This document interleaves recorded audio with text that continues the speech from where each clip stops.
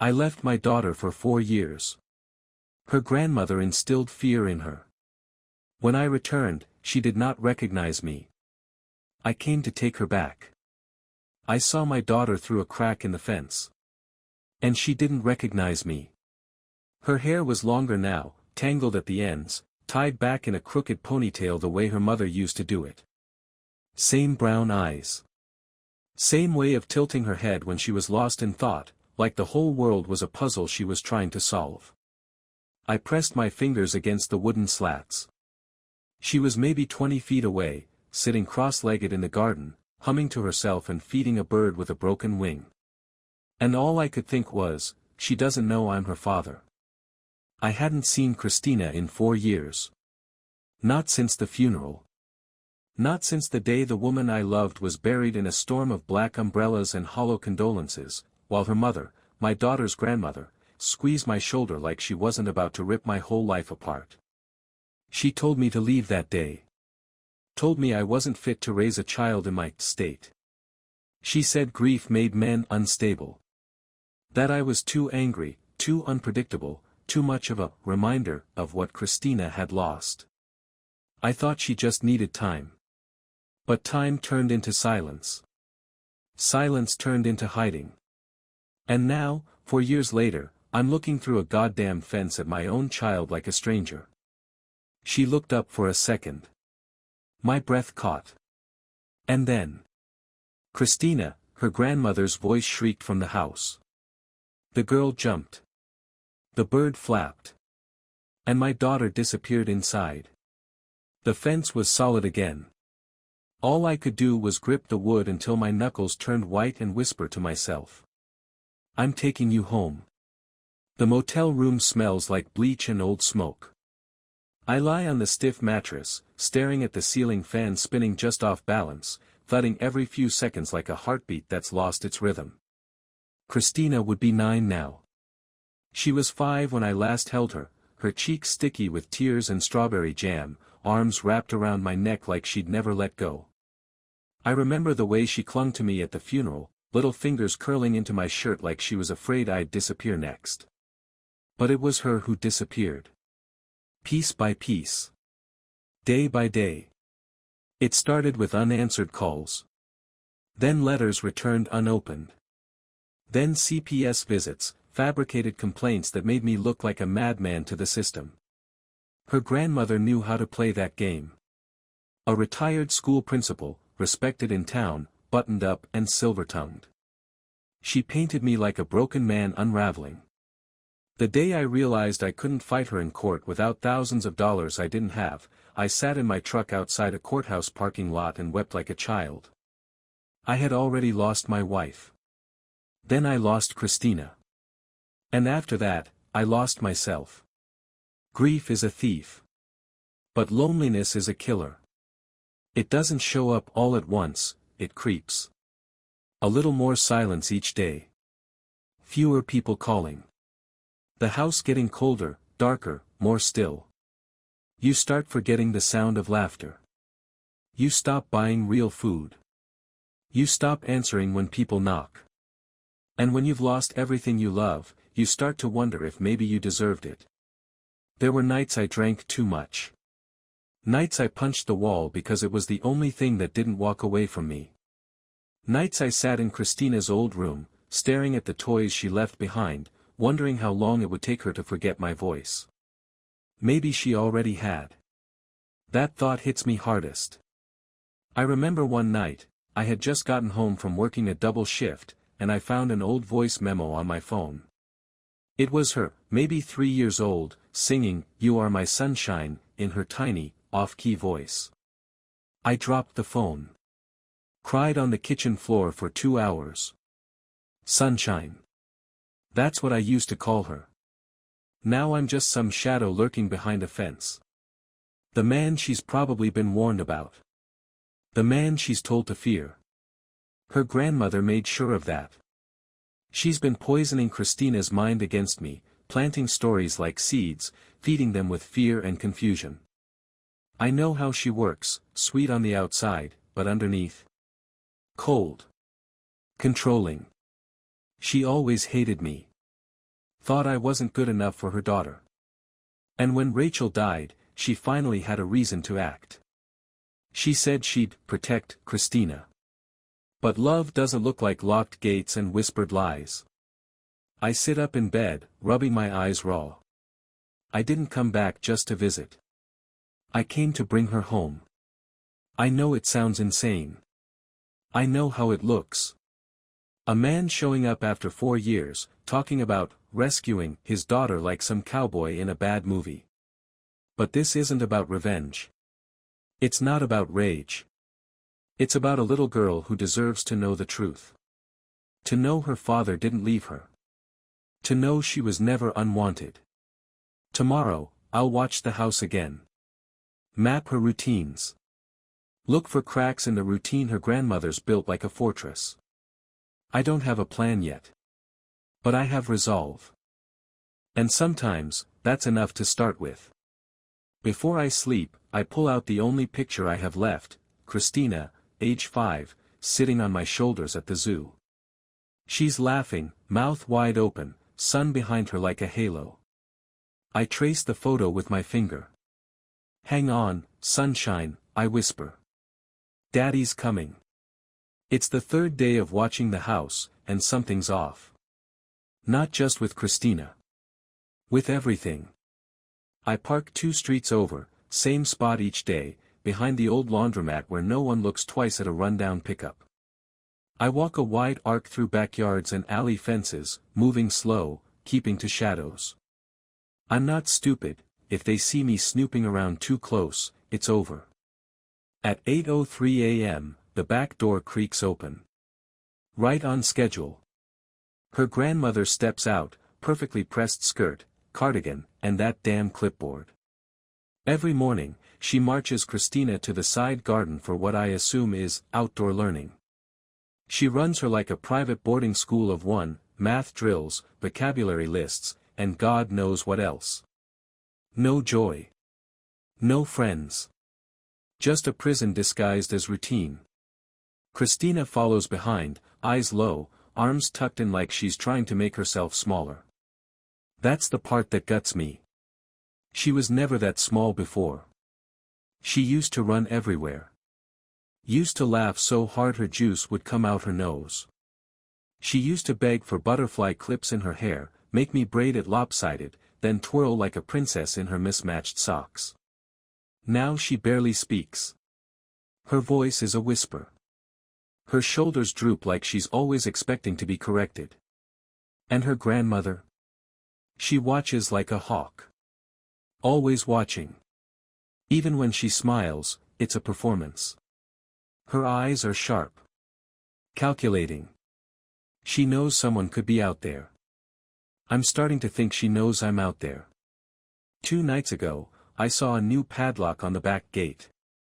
Motion lights installed by the shed.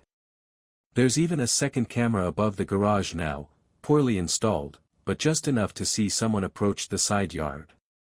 She's preparing for something. Or someone. That's when the paranoia starts.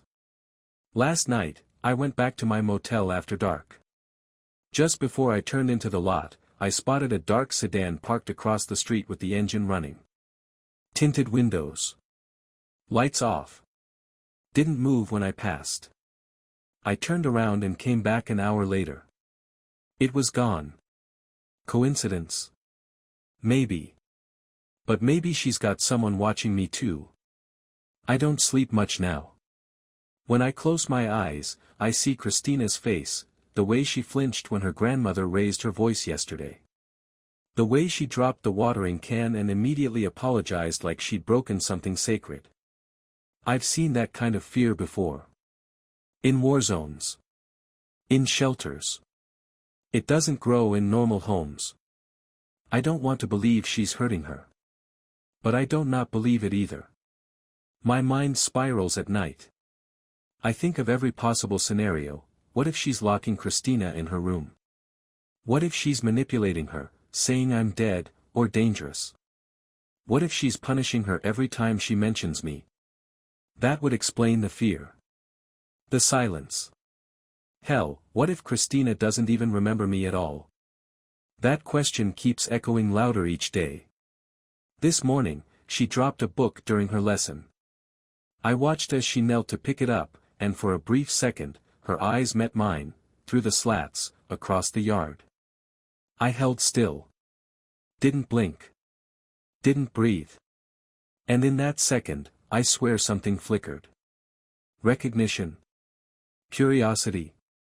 Fear. Then her grandmother shouted again, sharp and cold, and Christina turned away so fast it broke something in me. That look. I can't stop replaying it. Was it her who was scared? Or me? Because here's the truth. I don't know if I'm doing the right thing anymore. What kind of father stalks his daughter from behind fences? What kind of man considers stealing a child to save her? Maybe she's better off without me. Maybe her grandmother's right. Maybe I'm unstable. Maybe I'm just chasing ghosts. But no, no. I remember Rachel's voice. The way she looked at me when Christina was born. She believed in me. She knew I'd be a good father. We were supposed to raise her together. If anything ever happens to me, promise me you'll keep her safe. I did promise. And I failed. But I'm not done yet. I take out a small notebook, full of times, patterns, entries. I've been charting it all, when Christina goes outside, when her grandmother's distracted, how long deliveries stay at the door. I may be unraveling at the edges, but I'm not crazy. There's something wrong in that house. And soon, I'm going in. Even if I have to break the law. Even if I lose everything. Because if I don't do something soon, I might lose her forever. She saw me. Not through a crack. Not a glimpse. She saw me, fully. Completely. And the look in her eyes didn't break me. It destroyed me. It happened fast. Too fast to plan. The power went out in half the block. A blown transformer maybe, sirens down the road, neighbors stepping out onto porches, everything in a state of quiet confusion. I used it. Slipped through the side alley. Vaulted the back fence. I shouldn't have. It was too soon. I wasn't ready. But I needed one moment, just one real moment to look my daughter in the eye and tell her I was still here. Still trying. Still hers. She was in the kitchen, alone, the glow of a flashlight on the counter. I moved to the window, barely breathing. And then, she turned. Brown eyes. Wide. Searching. And she froze. She didn't scream. Didn't run. She just stared. Like her brain was trying to solve an equation her heart already understood. Christina, I mouthed. My voice didn't work. I raised my hand slowly, palm open, shaking like hell. It was the gentlest thing I could think to do. She took one step forward. Then another. I thought, I prayed, that she remembered me. But then the front door slammed. Her grandmother's voice, sharp and cruel, echoed down the hallway. Christina. What are you doing? The girl jolted like she'd been electrocuted. Her head snapped back, eyes panicked. And just like that, she turned and ran from the window. No, I whispered. I tapped the glass. No, no, sunshine, please. Footsteps thundered toward the back door. I bolted. Jumped the fence, landed hard. My wrist twisted under me. Didn't stop running. Didn't stop until I was 3 blocks away, heart trying to climb out of my chest. Back at the motel, I stared into the bathroom mirror, blood on my knuckles from the fence, dirt on my clothes, sweat soaking through my shirt. I looked like the man they warned her about. Like the nightmare her grandmother built from lies and half-truths. I punched the sink. Sank to the floor. She didn't know me. Worse, she was afraid of me. I had dreamed of our reunion for years. Rehearsed it. Fantasized about the moment she'd run into my arms crying, saying she always knew I'd come back. But that moment doesn't exist. That Christina is gone. And I don't know if I can bring her back. I haven't left the motel in 2 days. The curtains are shut. The TV stays off. There's a half-eaten sandwich on the nightstand, untouched since yesterday. I keep thinking I'll throw it out, but I just don't. The world outside moves on, but in here? Time's a loop. Silence, memory, regret. Repeat. I stare at the same corner of the ceiling for hours. There's a faint water stain shaped like a broken ring. It reminds me of Rachel's wedding band. She used to twist it when she was nervous, slide it up and down her finger when she was trying to make a hard decision. I wonder what she'd say to me now. Would she be proud that I came back? Or would she look at me the way Christina did, terrified, unsure, backing away? I can't stop seeing her face. That look in her eyes. Not blank, not cruel, just confused. Like she wanted to believe something familiar in me, but the pieces wouldn't fit. I'd become the monster in the stories. And now I'm alone again. More alone than I've ever been.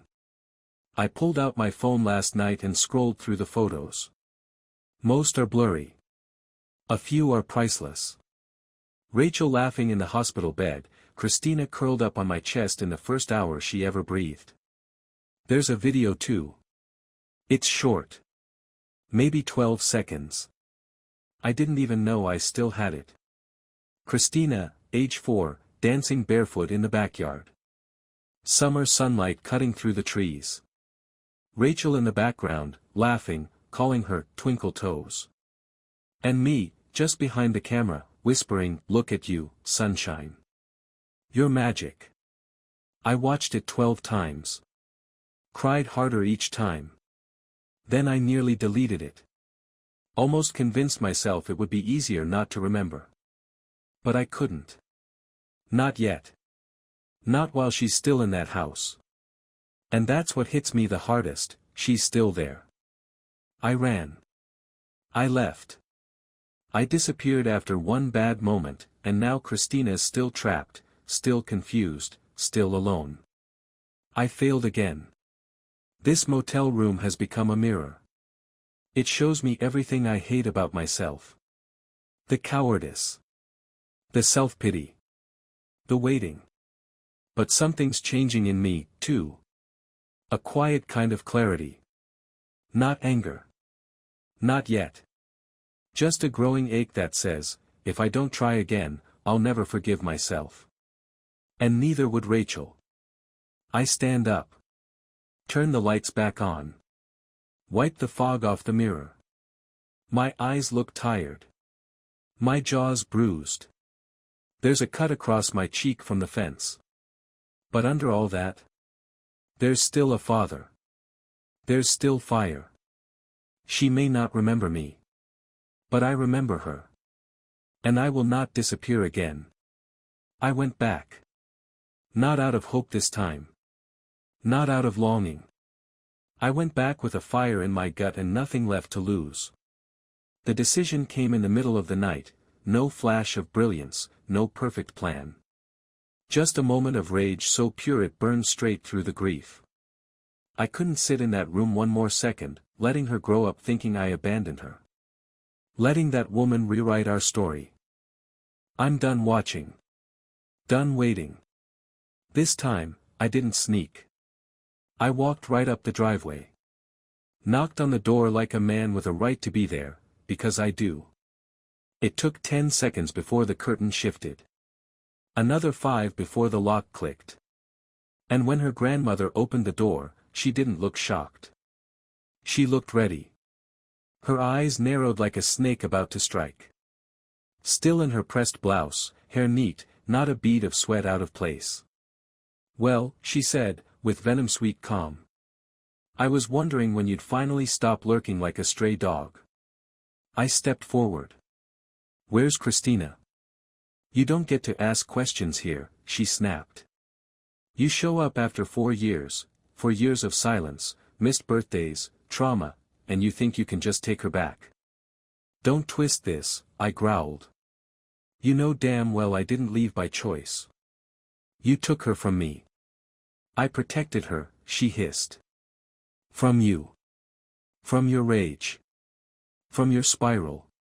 From the damage you did after Rachel. My fists clenched. Say her name again. She didn't flinch. Rachel would never forgive what you've become. That one hit. Sharp and fast. But I swallowed it. I didn't come here to fight her. I came to fight for Christina. You're poisoning her, I said, lower now. You've made her afraid of me. You're keeping her locked up like she's a secret, not a child. Her lips curled. I've raised her. I've kept her safe. You think a court's going to hand her over to a man with no job, no address, and a history of emotional instability? Let them try, I said. I reached into my coat pocket and held up the flash drive. Her eyes flickered. Security footage, I said. I've been watching. Recording. I've got video of you yelling at her so loud the neighbors stepped outside. I've got proof she's never around other kids. You're not homeschooling her, you're isolating her. Her mouth opened. Closed. I've also spoken to a lawyer. Friend of Rachel's. He's willing to take my case pro bono. You're bluffing, she said, but I could hear the shake now. I stepped closer. File for emergency custody. That's what he told me. All I need is probable cause. And I've got it. She went pale. She doesn't even know you anymore. Then I'll remind her. For a second, we stood there, years of hatred between us like a fire line waiting to jump. And then. Daddy.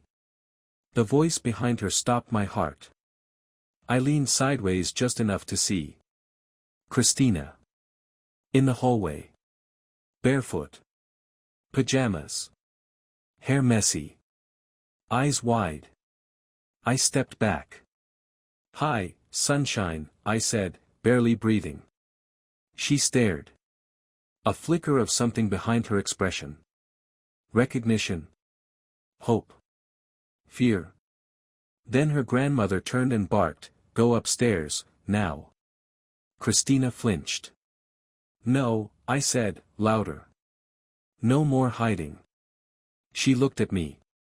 Then at her. And something changed in her face. Something tiny, but real. She stepped forward. "Is that really you?" she whispered. I nodded. My throat locked up. "Yeah, baby. It's me."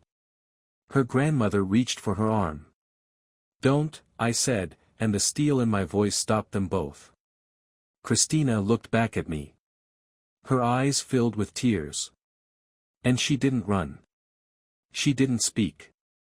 She just stood there, on the threshold between two worlds. The moment hung there, trembling. Her grandmother's hand froze midair. Christina stood between us, her small body shaking, the hem of her pajama pants dragging on the floor. And then, quietly, but without looking back, she crossed the threshold. Walked toward me. Every step she took shattered something inside me and rebuilt it all at once. I dropped to my knees so fast it knocked the air out of my chest. Held my arms open but didn't force it. I couldn't. This had to be hers to choose. For a heartbeat, she hesitated. Then she threw herself into my arms. The breath I let out was half a sob, half a prayer. She was so much smaller than I remembered. So thin. So light. I buried my face in her hair and whispered, "I'm here, sunshine. I'm here. I never left you. I swear to you." Her little fingers clutched the back of my jacket like she was afraid I might disappear if she let go. "I thought you forgot me," she whispered. I pulled back just enough to look into her tear-soaked eyes. Never. Not for a single second. Behind us, her grandmother stood rigid, face blank. But the fight was over. She knew it. I knew it. And Christina knew it, too. The paperwork took months. Home visits. Psychological evaluations. Custody battles. It wasn't easy. Nothing about this was ever easy. But this time, I didn't run. This time, I stayed. I fought. I rebuilt my life from the ground up, brick by painful brick, so that when the final hearing came, when the judge looked me in the eye and asked if I was ready, there wasn't a single doubt in my voice when I said, "Yes, Your Honor. I am." Now, Christina sleeps in the room across the hall. There are glow-in-the-dark stars on the ceiling. A battered old stuffed rabbit she never let go of. New memories blooming where the old scars once lived. Tonight, after she brushed her teeth, she came to my room and curled up beside me on the couch. We watched a movie about a princess and a dragon. She laughed so hard she snorted, just like her mother used to. And for the first time in a long, long time, the house is full of life again. Not every day is perfect. Some days, she's quiet. Some days, she asks hard questions. Where were you? Why didn't you come sooner?